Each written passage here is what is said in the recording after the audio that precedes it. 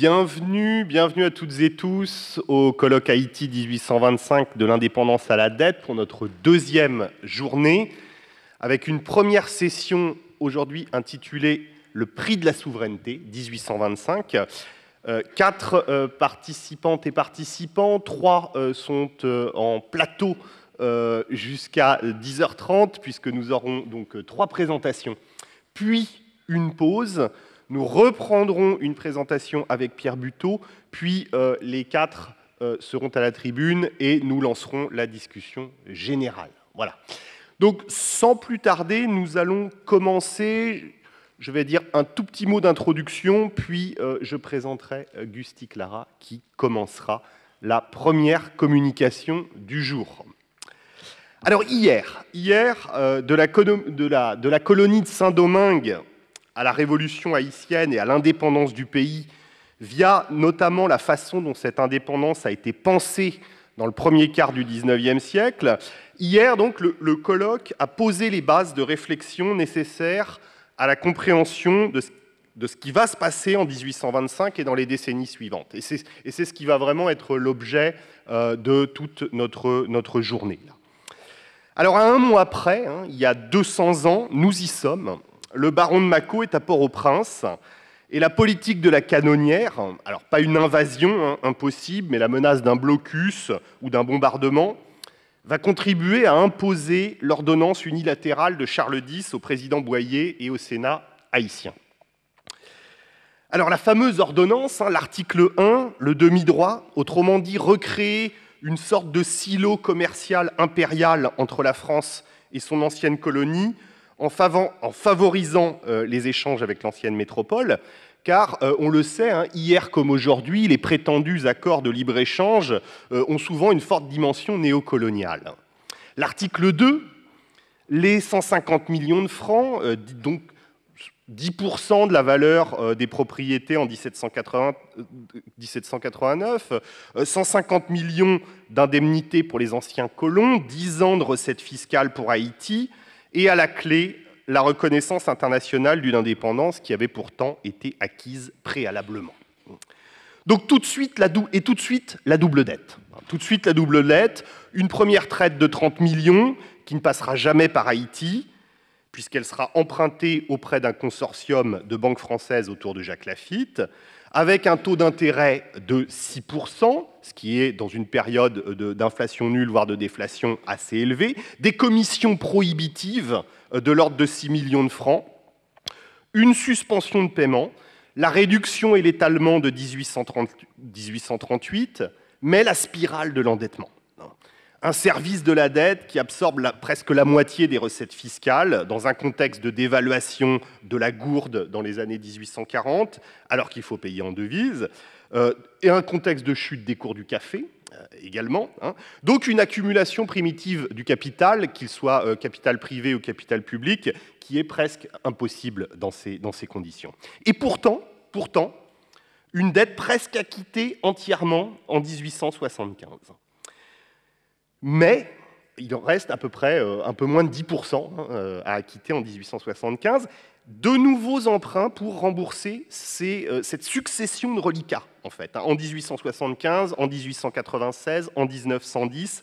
Et là encore, des commissions éhontées, des taux d'intérêt réels très élevés, et pour les Européens, de bonnes affaires avec le marché des dettes souveraines. C'est de tout cela, et de bien plus encore, dont nous allons parler dans cette première session, et également nous poursuivrons ces questions cet après-midi. Alors nous allons commencer sans plus tarder par Gusty Clara Gaillard-Pourchet. Gusty Clara, vous êtes historienne, vous êtes professeure à l'École normale supérieure de l'Université d'État d'Haïti, vous êtes directrice de la Fondation Roger Gaillard et membre de la Société haïtienne d'histoire, de géographie et de géologie. Vous intervenez régulièrement dans les colonnes du Nouvelliste de Port-au-Prince. Vous avez publié chez Deschamps en 1990 « L'expérience haïtienne de la dette extérieure » ou une production caféière pillée, 1875-1915. Au PNUD, vous avez publié en 2005 « La corruption en Haïti, esquisse historique, 1804-2004 ». Votre mémoire d'habilitation à diriger des recherches, soutenue en 2015, s'intitule « De la dette extérieure d'Haïti au seuil du XXe siècle à une pratique franco-haïtienne de relations inégales, 1825-1976 ». Alors, vous avez publié un très grand nombre d'articles, je ne peux pas tout citer. Je citerai récemment La dette de l'indépendance, la liberté du genre humain monnayée, 1791-1825, en 2022. Vous avez co-dirigé de nombreux ouvrages. Alors, je citerai en particulier L'occupation américaine d'Haïti, 1915-1934, publié en 2021. Et bien entendu, il a déjà été cité le très important Haïti-France, les chaînes de la dette, publié chez Hémisphère en 2022 avec Marcel Dorigny, Jean-Marie Théodat et Jean-Claude Bruffertz. Vous êtes, de fait, l'une des plus éminentes spécialistes de la double dette de 1825. Et à ce titre, nous souhaitons bon courage à la commission mixte franco-haïtienne qui vient d'être installée. Gusty Clara Gaillard-Pourchet, je vous cède la parole.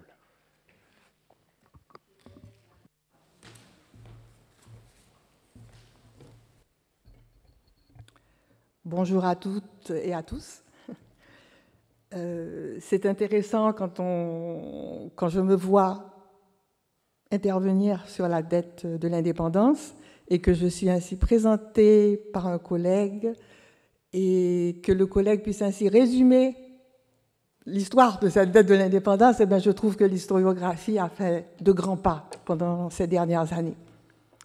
Donc, ma communication s'intitule « La dette de l'indépendance, le prix de la liberté générale de 1793 à 1794 ». Dans la partie française de Saint-Domingue, le droit de propriété coloniale s'est effondré, vous le savez, en deux temps. Le premier temps concerne les, entre guillemets, biens meubles, que sont les personnes d'ascendance africaine réduites en esclavage. Il se déroule durant la tumultueuse période 1791-1794. L'écroulement de la propriété immobilière coloniale se tient pour sa part au jour de l'an 1804, le jeune État haïtien confisquant les biens immobiliers appartenant aux anciens colons pour les intégrer par droit de conquête au domaine national. La dite dette de l'indépendance, imposée à Haïti en 1825, viendra dédommager les quelques 8000 anciens colons propriétaires de biens immobiliers. Une indication précise avait été d'emblée mentionnée au capitaine de vaisseau, le baron Macot, chargé de remettre l'ordonnance du 17 avril 1825 au président Jean-Pierre Boyer. Le chiffre de 150 millions de francs exigés d'Haïti au titre de l'indemnité coloniale, lui dit-on, représente le 10e de la valeur de l'ensemble des biens fonds à Saint-Domingue en 1789, avant donc l'éclatement de la décennie de tourmente sociale et politique. Ma communication veut porter la lumière sur le processus, origine, acteurs impliqués, modalités, menant d'une abolition de l'esclavage en 1793-94 à Saint-Domingue, sans indemnisation des maîtres, quels qu'ils soient, blancs, libres de couleur, à l'imposition à Haïti, 30 ans plus tard, en 1825, d'un dédommagement au bénéfice d'une grande partie des anciens possesseurs d'esclaves. Les bénéficiaires de l'indemnité sont essentiellement les anciens colons qui doivent obligatoirement aussi avoir dans la colonie des biens fonds, des biens immobiliers donc. Dans un premier temps, en partant de la déflagration provoquée par l'insurrection des esclaves en 1791, des étapes clés vers l'abolition générale de 1794 seront soulignées pour mettre en lumière l'émergence d'une question économique persistante que l'indépendance d'Haïti en 1804 avive, Il s'agit des dettes contractées par les colons pour acquisition de main-d'œuvre esclavisée.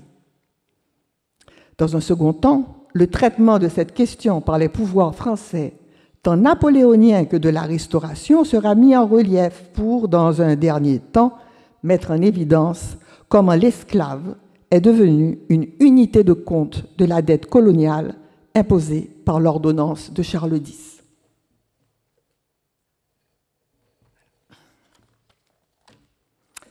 Remontons donc le temps.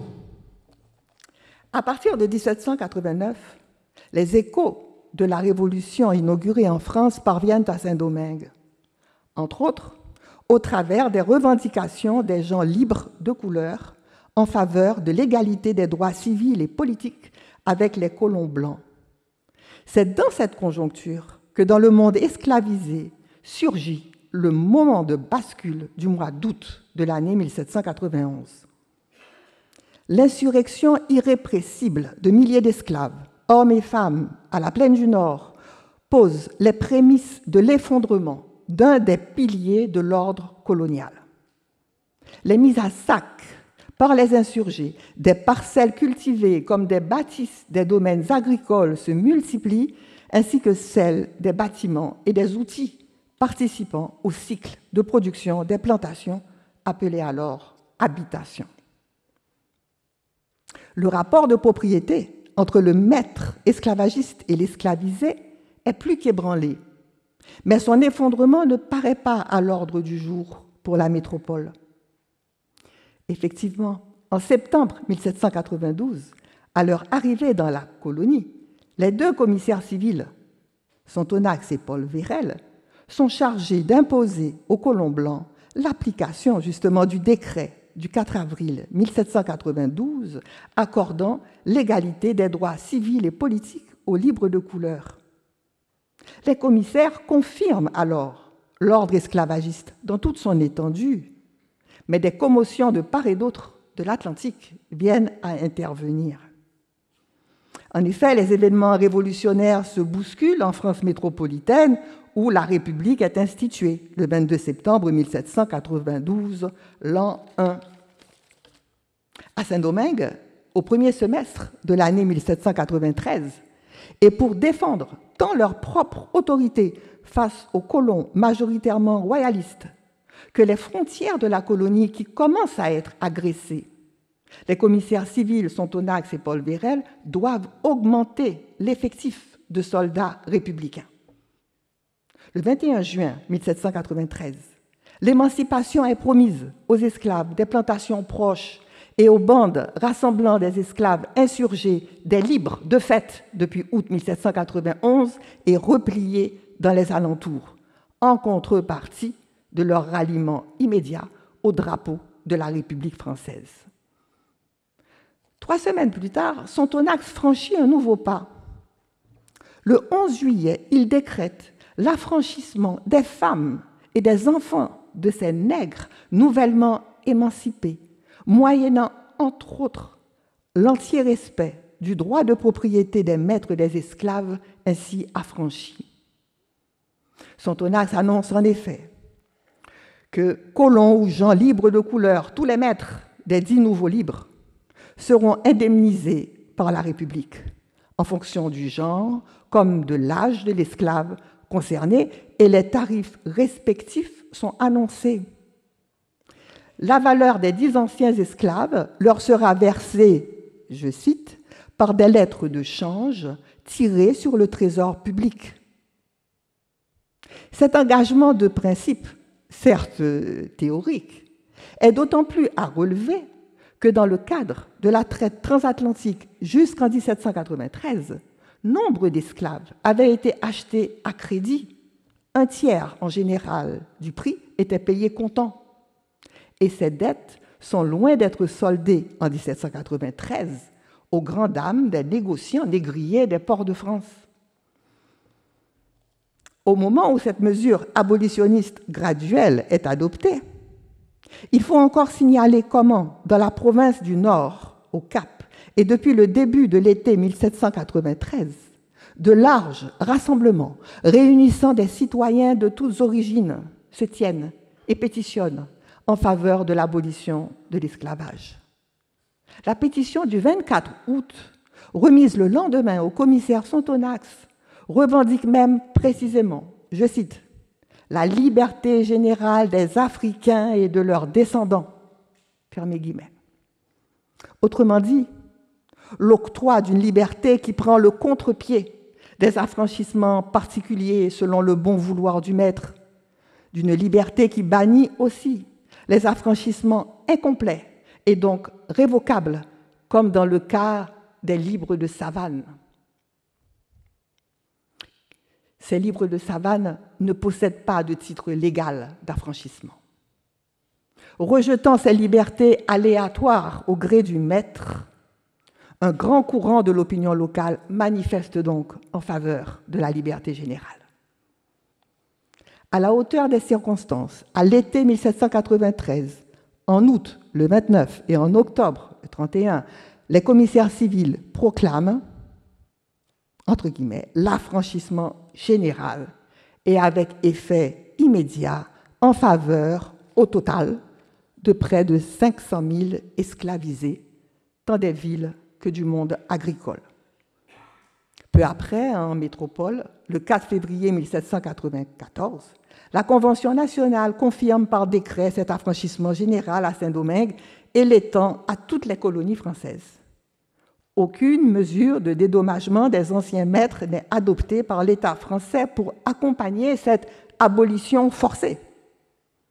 De toute façon, à Saint-Domingue, en mai 1794, officiellement le 18, et en cohérence avec sa ligne de conduite, Toussaint Louverture, avec une force militaire désormais de 4000 hommes aguerris, quitte le camp espagnol pour se rallier au drapeau tricolore de la République française. Assurément, dès 1794, en métropole, sous la Convention, puis auprès du Directoire, des collectifs de colons soutenus par les armateurs de traite transatlantique et par les négociants négriers protestent et s'activent. Ils soutiennent que la propriété d'esclaves a jusqu'ici été légale et encouragée d'ailleurs par l'État français. Constitués comme lobby esclavagiste, certains groupes de colons initient très vite des démarches pour obtenir l'abrogation de cette abolition de l'esclavage, tandis que d'autres expriment de plus en plus haut et fort la nécessité d'assortir cette mesure de privation du droit de propriété d'une indemnisation des anciens maîtres.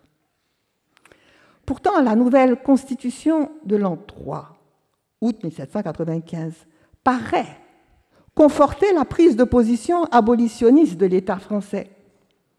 Son préambule déclare l'esclavage hors la loi. Je cite, article 15, « Aucun homme ne peut se vendre ni être vendu. Sa personne n'est pas une propriété aliénable. » Fermez guillemets. À Saint-Domingue, ces acquis servent de boussole à des décisions locales, avec pour point d'orgue l'adoption de la Constitution autonomiste de 1801 du gouverneur Toussaint Louverture. Cette Constitution confirme avec force le principe de droit naturel universel. Je cite article 3. « Il ne peut exister d'esclaves sur ce territoire. La servitude y est à jamais abolie. Tous les hommes y naissent, vivent et meurent libres et français. » Dans ce contexte, la question des dettes des anciens colons propriétaires pour achat de captifs, hommes, femmes, enfants d'Afrique devient toujours plus brûlante. Un haut gradé français en témoigne en 1802.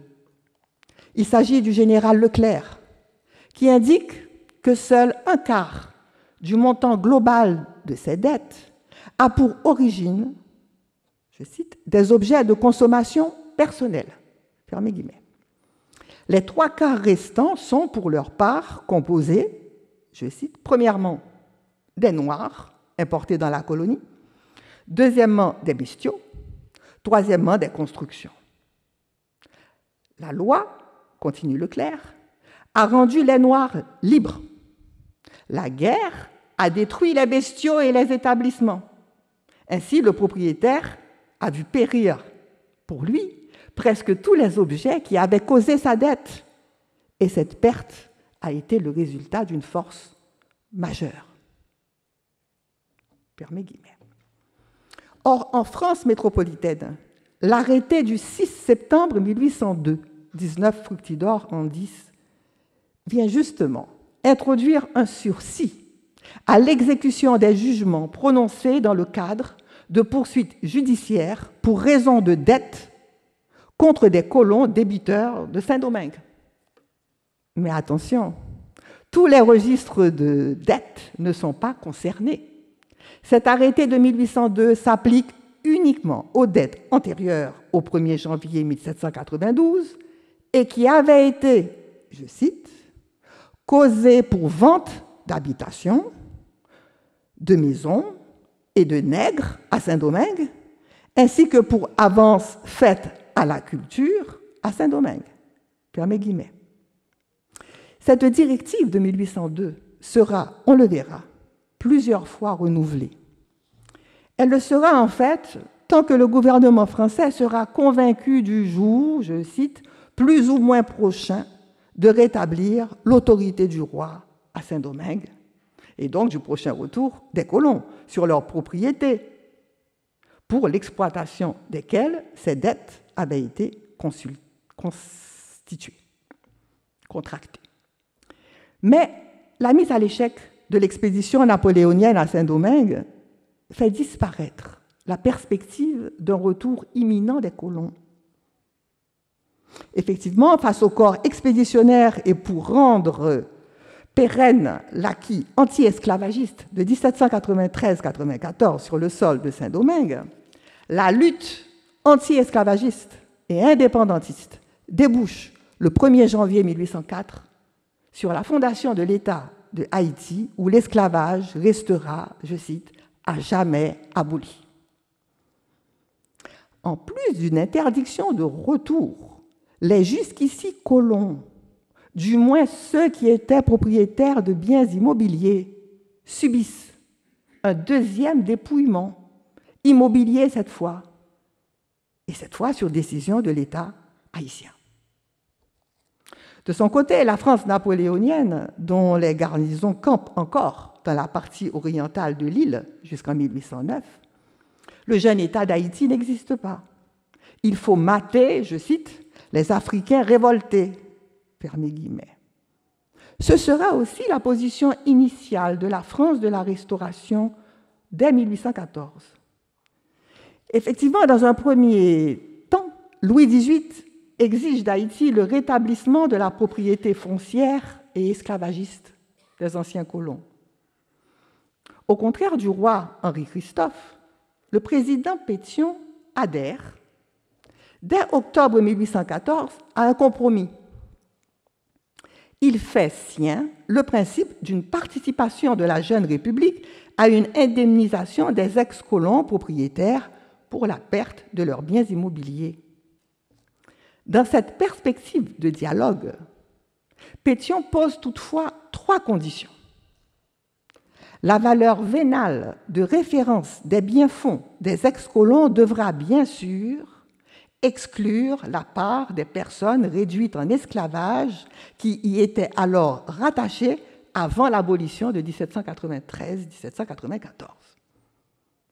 Le montant de ce dédommagement, comme les modalités de paiement, seront par ailleurs à convenir avec l'ancienne métropole. La France ne paraît pas prêter oreille à ces ouvertures de Pétion.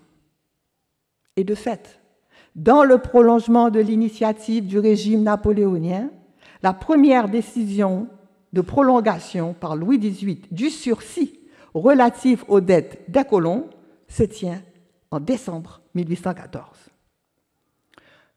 Un retour négocié de ces colons paraîtrait encore possible au gouvernement français. Pourtant, parallèlement, une stratégie administrative s'initie en France en cette même fin d'année 1814. Elle a justement trait au registre de créances, particulièrement celles liées à la production de denrées coloniales. Voulant pallier l'ignorance de, guillemets, la somme totale des dettes des colons, des enquêtes administratives singulières sont ouvertes par le ministre de la Marine et des Colonies auprès des chambres de commerce de France, et je cite, « et partout où besoin est », fermez guillemets.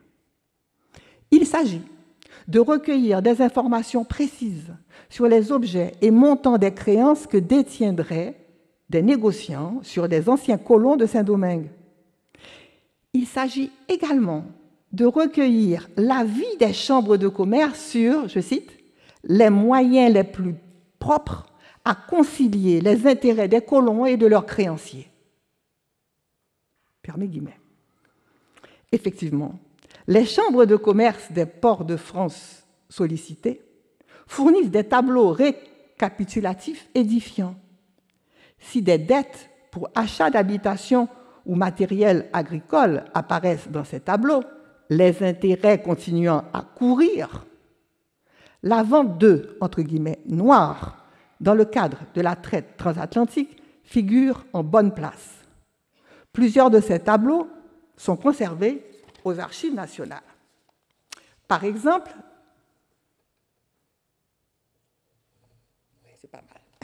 dans cet impressionnant relevé de février 1815, transmis à l'administration par la Chambre de commerce de Nantes. On lit le titre, il n'est pas très lisible, donc en fait c'est... Oui, attendez, ça va aller mieux, je dois faire ça. Voilà. Tableau présentant les renseignements que peut fournir la Chambre de commerce de Nantes sur l'étendue et la nature des dettes des colons de Saint-Domingue antérieures au 1er janvier 1792, pour lesquelles il a été accordé une prorogation de sursis par la loi de décembre 1814. Et comme vous remarquez sur ce tableau, les premières colonnes, ce sont les noms des débiteurs, d'accord ? Mais quand vous continuez, dans la 7e colonne à peu près, vous avez l'objet, et on voit bien l'objet de la dette, et on voit bien marqué noir. Et après, idem, quoi. Ça continue. Donc on voit bien que c'est très présent. Et il y a aussi la colonne qui montre bien, le montant de la dette pour chaque débiteur et le montant avec les intérêts. Il est intéressant de relever une coïncidence. C'est au moment où, suite à ces enquêtes ciblées, l'administration française a dû parvenir à mieux cerner la nature et l'étendue des dettes des colons bénéficiant du sursis provisoire, que justement ce sursis cesse en 1820 d'être prorogé. Coïncidence parce qu'à cette date, le gouvernement de Louis XVIII s'apprête en effet à faire au président Jean-Pierre Boyer des ouvertures. La France de la Restauration commence à envisager de reconnaître l'indépendance de la République d'Haïti, moyennant l'institution d'un protectorat au niveau des relations extérieures d'Haïti et le paiement par Haïti, comme envisagé par Pétion, d'une indemnité en faveur des anciens colons propriétaires de biens immobiliers. Le président Jean-Pierre Boyer rejette le principe de protectorat.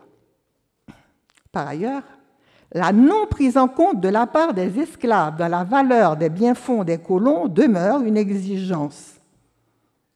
Et Boyer a clairement indiqué que la valeur référence des biens-fonds, objet d'indemnité des colons, ne saurait être celle de 1789, année du pic de la prospérité de Saint-Domingue. Ces stipulations haïtiennes sont d'autant plus importantes que bien auparavant, et c'est à retenir, dans un écrit de 1796, l'ancien intendant de Saint-Domingue, François Barbé de Marbois, avait considéré qu'à Saint-Domingue, je cite, « les esclaves devenus libres formaient, avant l'abolition de l'esclavage, au moins la moitié de la valeur d'une habitation. » De toute façon, on le sait, à l'été 1824, les négociations conduites à Paris autour de l'indemnité exigée par la France échouent. 9 mois plus tard, et unilatéralement, le roi Charles X rédige la fameuse ordonnance du 17 avril 1825. Vous connaissez la suite des événements. Aussitôt, l'ordonnance acceptée par Haïti. Une commission royale dédiée est créée en France. Elle est présidée par le père de France et ministre d'État, le duc Gaston de Lévis. Et justement, parmi ses hauts membres, figure le marquis Barbé de Marbois, premier président alors de la Cour des comptes.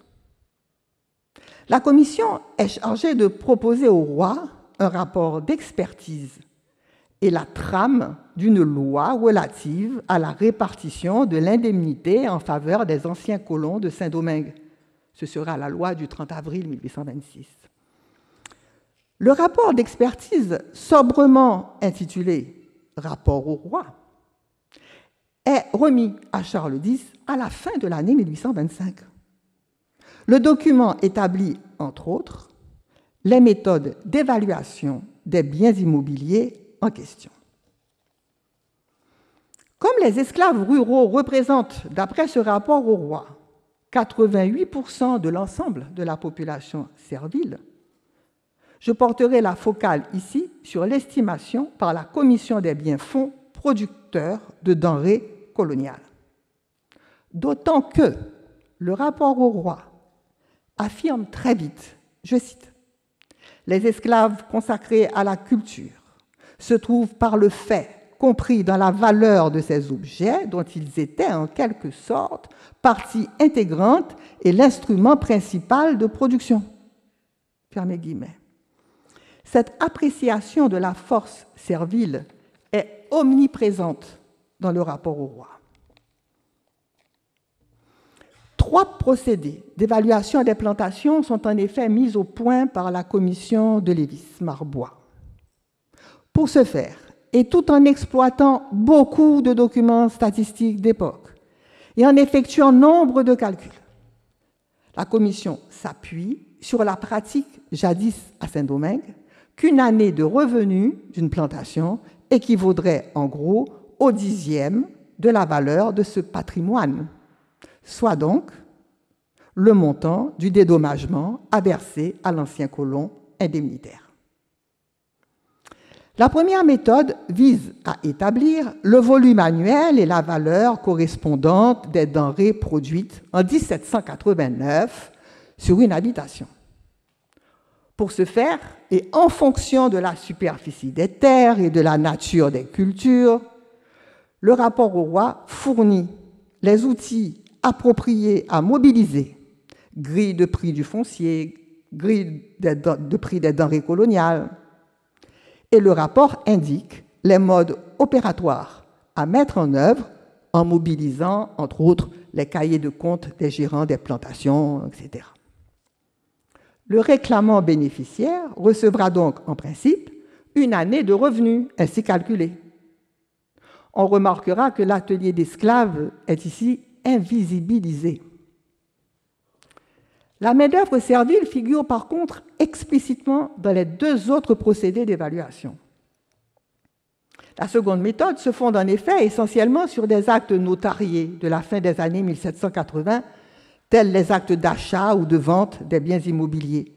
Ces actes indiquant la valeur du bien lors de la transaction.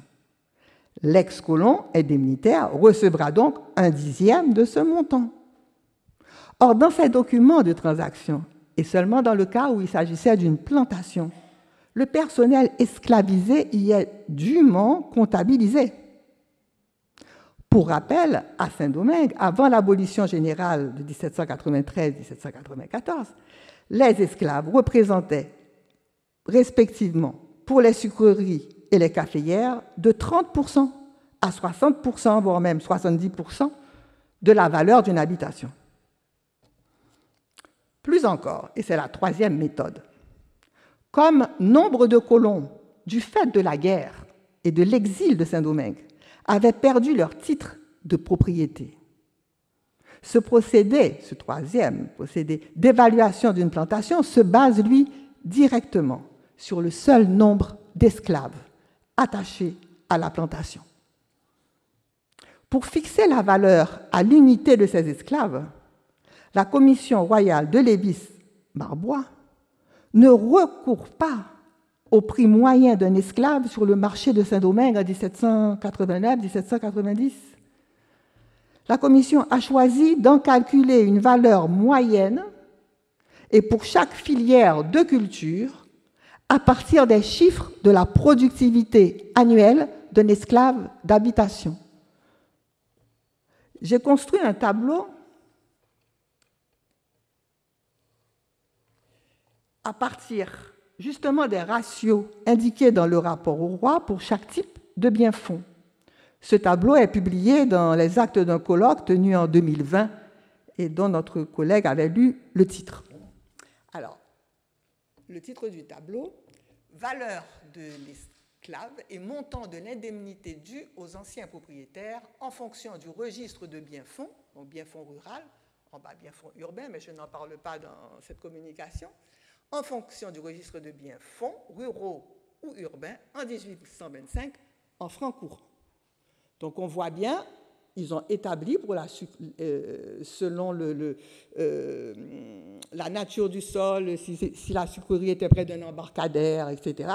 Il y a donc trois classes.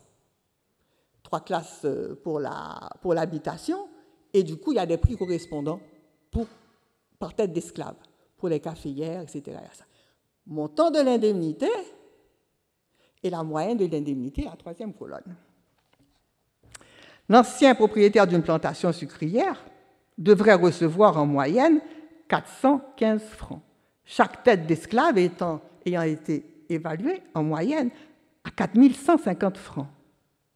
L'ex-maître serait donc indemnisé à hauteur du dixième de la valeur ainsi calculée, ainsi construite de chaque esclave jadis possédé.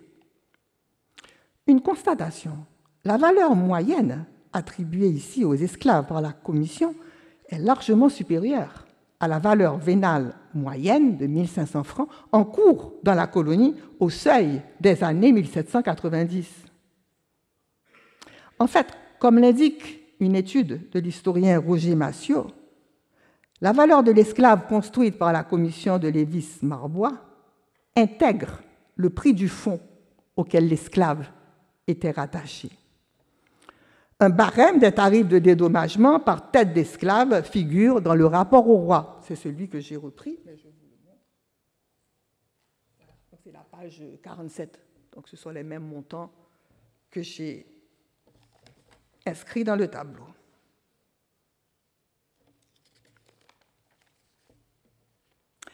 Telles seront les grandes lignes des méthodes d'estimation des biens-fonds ruraux.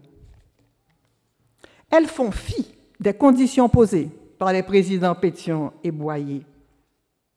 Ce seront ces méthodes qui, avec quelques ajustements, seront appliquées dès 1826 en France par la prochaine commission royale, créée le 9 mai 1826, commission qui sera dite de liquidation de l'indemnité, commission qui sera chargée de valider ou non les demandes d'indemnisation produites par les ex-colons et de fixer le montant à allouer à chacun des bénéficiaires.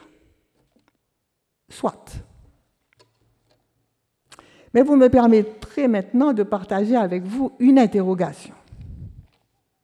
Pourquoi le rapport, qui est un document fabuleux, qui est accessible en ligne et qui est aussi à la BNF, bien sûr. Pourquoi le rapport de la commission de Lévis-Marbois ne mentionne-t-il pas l'existence d'un tableau élaboré, enfin attribué à Vincent René Poissy, qui a brièvement fait office d'intendant après le départ précipité de Barbé de Marbois de la colonie en 1789. La question se pose compte tenu des renseignements fournis par ce document sur le patrimoine des richesses de la colonie. Ce document statistique attribué à Poissy s'intitule